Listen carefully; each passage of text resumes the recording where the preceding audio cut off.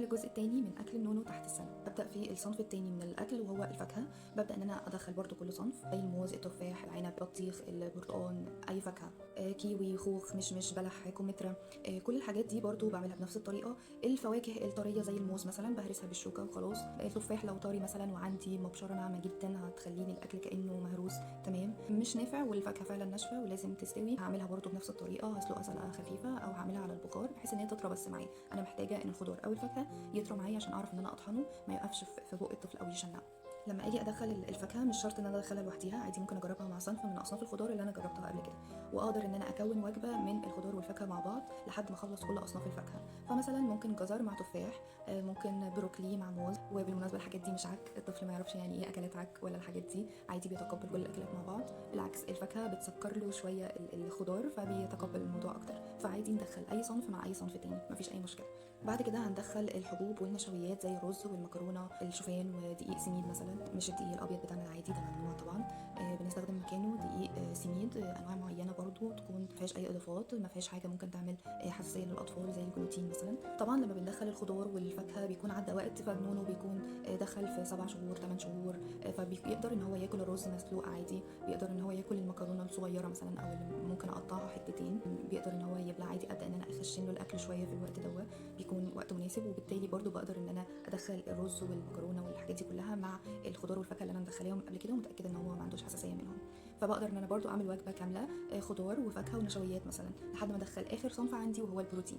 بالرغم ان البروتين مفيد جدا بس احنا بنخليه اخر حاجه علشان بيكون صعب شويه في الهضم. وبتكلم عن البروتينات الثقيله شويه زي البيض، الفراخ، اللحوم. بالنسبه للبيض المسلوق ويدخل امتى ويدخل بياض بس ولا الصفار بس ولا انهي الاول، كل الكلام ده مش مستاهل خالص. البيضه بدخلها كامله عادي، حبيتي تدخليه بعد 6 شهور تمام، حبيتي تدخليه في الاخر برضو تمام مفيش مشكله. الزبادي نفس الكلام مش ممنوع ابدا تحت السنه عادي، من 6 شهور برضو تقدري تاكليه عادي، بس على قد ما نقدر نخليه برضو في الاخر لان الطفل بيحب قوي قوام الزبادي وانه خفيف وساقع خصوصا وقت التسنين بيسكن شويه معاه، فبياكل زبادي وبيرفض باقي الاصناف كلها، ده عن تجربه شخصيه يعني. فعلى قد ما نقدر نخليه اخر حاجه خالص. وبكده انا هكون دخلت للطفل كل الاصناف بتاعه الاكل، هقدر ان انا اعمل وجبه متكامله فيها خضار وفاكهه ونشويات او حبوب وبروتين. طيب هحط كميات قد ايه جوه الوجبه؟ الخضار والفاكهه بياخدوا تقريبا نص الوجبه، والبروتين ربع بس، والنشويات ربع بس، بحيث انه الكميه الاكبر تكون الفواكه والخضار علشان فيها الياف كتير فبتساعد على الهضم، علشان النونو ما يجيلوش امساك او يجيله عسر هضم او يحس بصعوبه او يكره الاكل لانه تقيل او بيخليه مش عارف ينام مرتاح. طب انا بقى هقعد احفظ هو اكل ايه وما اكلش ايه وايه اللي عنده حساسيه وايه اللي ما عندوش منه حساسيه واجرب كل شويه صنف وده جربته ولا ما جربتوش؟ موضوع بسيط. انت لما تيجي تعملي اكل مثلا تعملي اكله تكفي 3 ايام وبتطلعي تسخنيها عادي، فانت هتعملي نفس النظام للنونو، هتطلعي كميه هتعمليها تكفي 3 ايام للنونو علشان تتاكدي ان هو ما عندوش منه حساسيه. مجرد ما انه ما عندوش منه حساسيه خلاص بترميه ورا ظهرك وبتستخدميه عادي بعد كده. لكن النوع اللي بتعرفي ان هو عنده منه حساسيه بيكون زي انذار، بتفتكريه لا ده تعبه في فتره من الفترات انا اوقفه. ولما بيكون عنده حساسيه من نوع مش بنوقفه تماما ومش بنجربه تاني، لا بنوقفه فتره ونجربه تاني بعد شويه عادي. ممكن الوقت ده عنده حساسيه منه بعدها خلاص ما عندوش حساسيه منه عادي.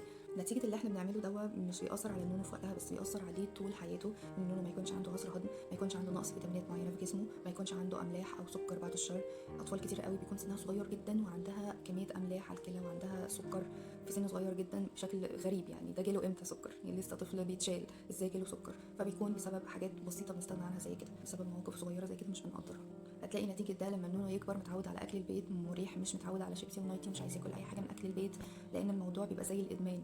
انا الطفل عودته على حاجه معينه خلاص هيدمنها. الاكلات كمان اللي بره كميه المواد الحافظه اللي فيها، كميه الهيبره اللي بتكون في الاطفال بسبب الحاجات اللي بره، احنا بنستسهل وده بسكوت ومش حاجه وعادي، بس بجد كم البلاوي اللي فيها مش سهل. مجرد انكم تعملوا سيرش بسيط على النت هتشوفوا بلاوي ما كناش متخيلينها وكلنا طلعنا عليها وكل حاجه، بس مليانين امراض، جسمنا مبهدل طبعا في العشرينات وبنعكز يعني، ما تقلبوش علينا المواجع بقى. فاللي بتتعبي فيه دلوقتي بتمنعي عن ولادك امراض كتير بكره وبعده. ولادنا امانه ولازم نحافظ عليهم حتى لو هنتعب شويه. دمتم اشطر مامز.